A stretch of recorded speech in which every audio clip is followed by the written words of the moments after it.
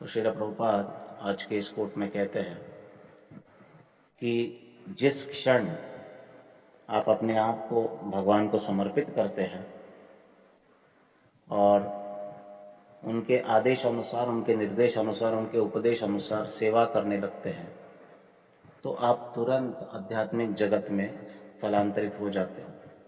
है भौतिक शरीर में ही, लेकिन यही भौतिक अस्तित्व हमारा जो है ये आध्यात्मिकता से युक्त हो जाता है। अगर आपको आध्यात्मिक जगत में रहना है तो आपको इस मंदिर से जुड़ा रहना होगा। प्रभुपाद कहते हैं ये मंदिर जो है यही वैकुंठ है, क्योंकि यहाँ पर भगवान की सेवा होती है। ये मंदिर इस भौतिक जगत में नहीं है। ये मंदिर पूना, मुंबई या तत्सम किसी प्रदेश में नहीं है। ये मंदिर वैकुंठ में है।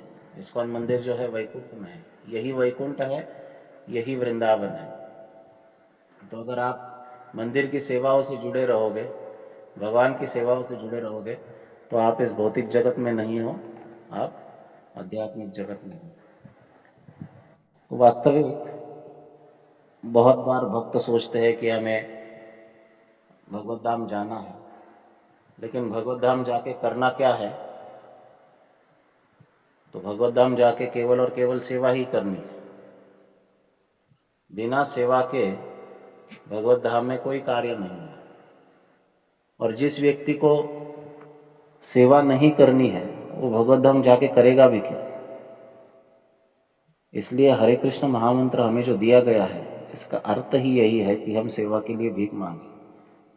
हम श्रीमती राधा रानी से सेवा के लिए भीख मांगते हैं, श्रीमती राधा रानी हमें भगवान की सेवा में लगाइए। लेकिन जब सेवा आती है तो हम भाग जाते हैं। तो ये तो गद्दारी हुई स्वयं से और भगवान से। भगवान से हम प्रार्थना करते, भगवान देते हैं तो हम उसको स्वीकार नहीं करते। सेवा ही भक्ति है। सेवनम भक्ति रुच्यते। सेवा ही भक्ति है। सेवा के अलावा भक्ति और कुछ है ही नहीं। हम केवल कहते रहेंगे कि हम भगवान के भक्त हैं, भगवान के भक्त हैं, हम भक्ति करते हैं, परंतु सेवा नहीं करते हैं, तो वो भक्ति नहीं हो सकती है। सेवा का अर्थ ही भक्ति है, भक्ति का अर्थ ही सेवा है। सेवा अहेतुकी अप्रतिहता होनी चाहिए, इसमें कोई हेतु नहीं होना चाहिए।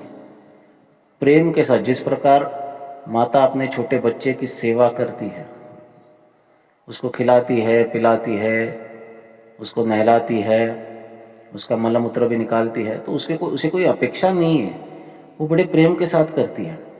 बच्चे को जब भूख लगती है तो सर्वप्रथम माता आनंदित होती है उसे कुछ खिलाने के लिए, पिलाने के लिए। तो ये प्रेम का संबंध है। प्रेम के द्वारा व्यक्ति सेवा में आगे बढ़ सकता है। अगर हम सेवा के लिए उत्सुक है तो समझना चाहिए कि हमें भगवान के प्रति प्रेम उत्पन्न हो रहा है। अगर सेवा आते ही हमारा मन जो है ये परावृत्त होता है, विषण्ण होता है, तो समझना चाहिए कि हम भगवान से, भक्तों से अभी भी प्रेम प्राप्त नहीं किए हैं। हमको इसके ऊपर कार्य करना होगा। जो व्यक्ति प्रामाणिक रूप से भगवान के नामों का जप करता है उसे सेवा मिलेगी और उसे सेवा करने में आनंद भी आएगा।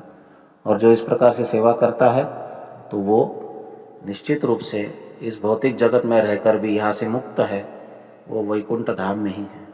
जब हम मंदिर में आते हैं, भक्तों के साथ सेवा करते हैं, तो एक अद्भुत आनंद की अनुभूति होती है।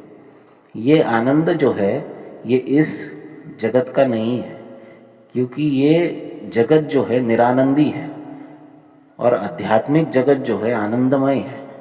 हमारा स्वरूप आनंदमयी है, भगवान स्वयं सच्चिदानंदमयी है।